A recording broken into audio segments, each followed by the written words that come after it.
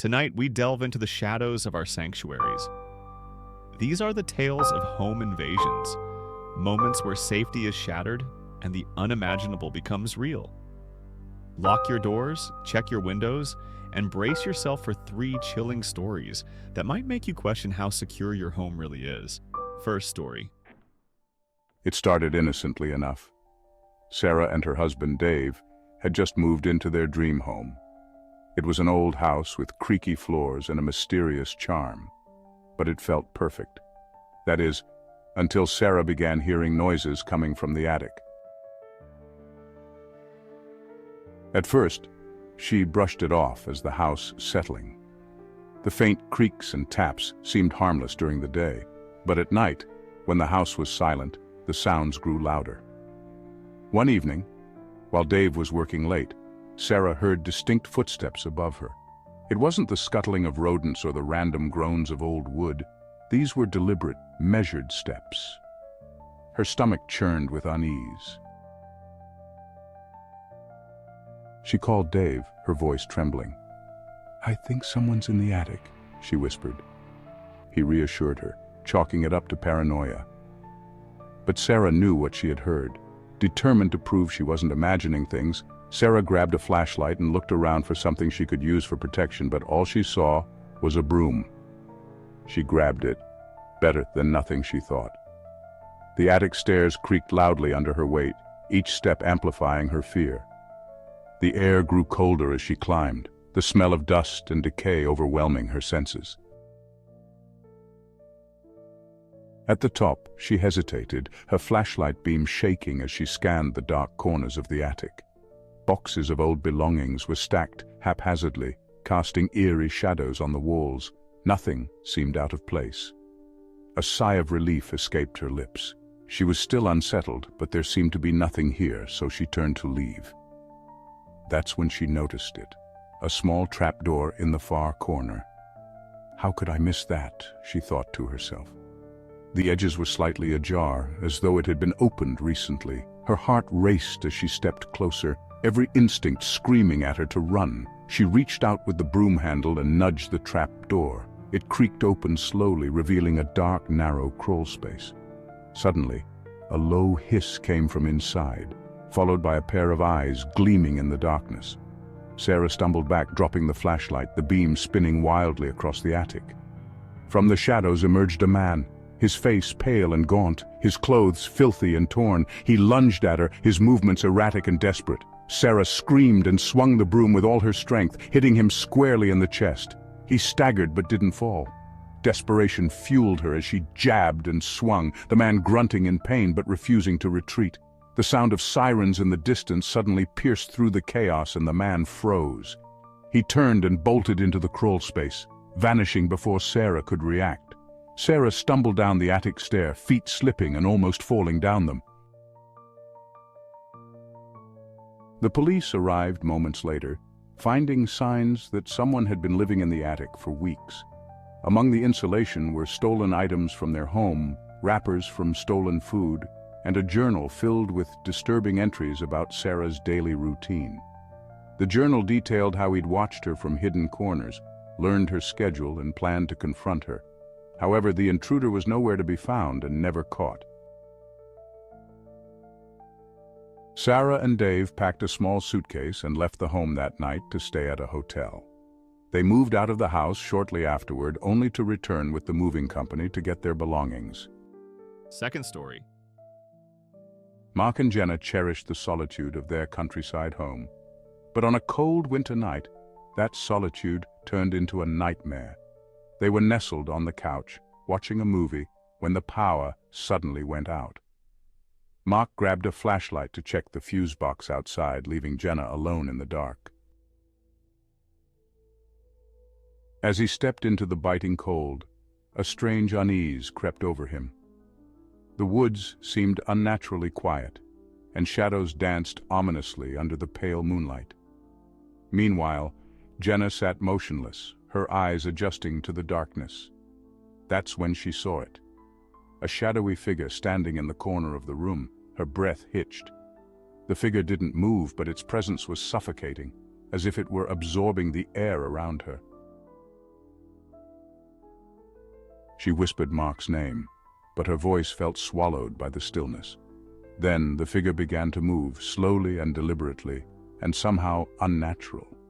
The figure appeared to be wearing a grotesque mask that was a pale white in the moonlight. Jenna bolted for the door, but another figure emerged from the shadows, blocking her path. Outside, Mark was fiddling with the fuse box, tripping fuses when he heard Jenna scream. He ran back to the house, his flashlight trembling in his hand. The front door was ajar, swinging gently in the wind. Inside, the living room was empty, but the air felt heavy, as if the house itself had come alive. Then he saw the muddy footprints, not leading out of the house, but deeper inside. Mark followed them, his heart pounding, until he reached the basement door. It was open. Slowly, he descended the creaking stairs, the beam of his flashlight cutting through the suffocating darkness. In the center of the basement, Jenna was sitting limp in a chair, head bowed with blood streaming down her face. One of the intruders was tying her to the chair, the other standing watching. They both turned to him, their faces obscured by grotesque masks that seemed carved from bone. Their movements were jerky and unnatural, like marionettes. Mark started to lunge toward them, the intruders tilting their heads in unison. One of them whispered, its voice like nails scraping against metal, "Two is better than one." Mark hesitated. The flashlight flickered and died, plunging the basement into total darkness. Mark's screams echoed through the house, but no one would hear them out in the desolate woods. Weeks later, the police decided to do a wellness check after people in town had mentioned that they hadn't seen the couple for a while. When the police arrived, they found the front door open. They entered cautiously, calling out to Mark and Jenna, but there was no response. They searched the house. Mark and Jenna were nowhere to be found. As they entered the basement, they were hit by the smell of blood and stale urine.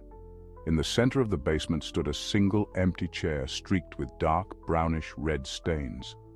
An investigation and search of the surrounding woods were carried out, but Mark and Jenna were never found, and no one ever figured out what happened that night.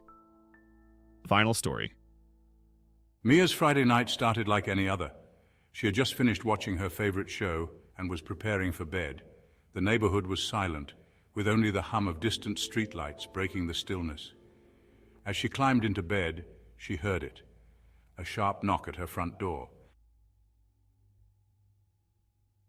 Her heart skipped a beat. It was nearly midnight. Who would be at her door at this hour? Peeking through the curtains, she saw no one outside. She hesitated, wondering if she'd imagined it, but the knock came again, louder this time, more insistent. Mia froze, her mind racing. Should she answer or pretend she wasn't home? Summoning her courage, she tiptoed to the door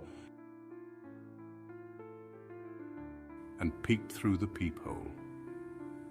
All she saw was darkness. She considered calling the police, but what would she say? That someone knocked on her door. Shaking her head, she decided to ignore it and headed back to her bedroom, locking the door behind her. As she lay in bed, trying to calm her racing thoughts, she heard the faint sound of footsteps, not from outside, but within the house. Her blood ran cold. Someone was inside.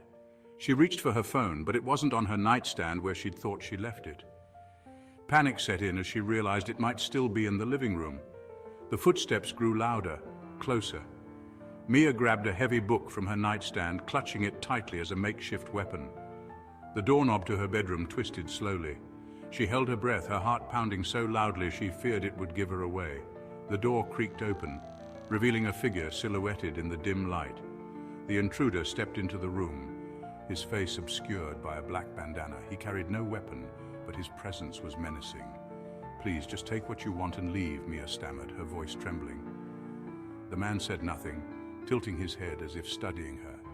Then, in a chillingly calm voice, he whispered, "I'm not here for your things." Before Mia could react, she hurled the book at him and bolted past, adrenaline fueling her escape. She sprinted to the kitchen, grabbing a knife from the drawer, saw her phone on the counter, and she grabbed it, fumbling to dial 911.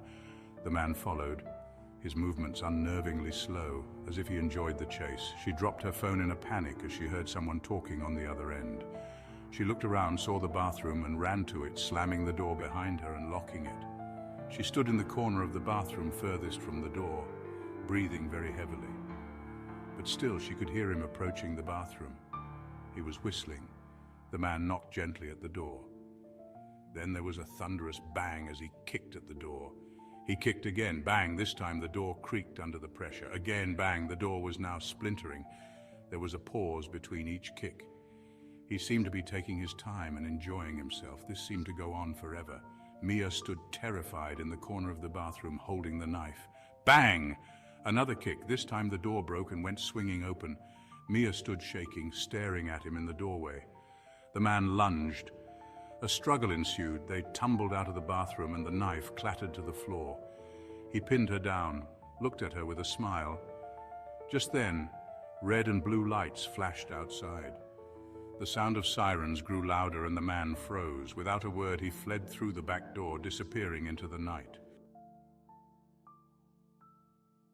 When the police arrived, they found signs of forced entry at the back door. The intruder was never caught. Mia moved out the next day, leaving behind the home that no longer felt like hers. The scariest part about these stories? They're based on real events and could happen to anyone. They remind us that even our homes, our sanctuaries, can be breached. So tonight, as you lock your doors, turn out the lights, and lie down to try to fall asleep, remember these tales.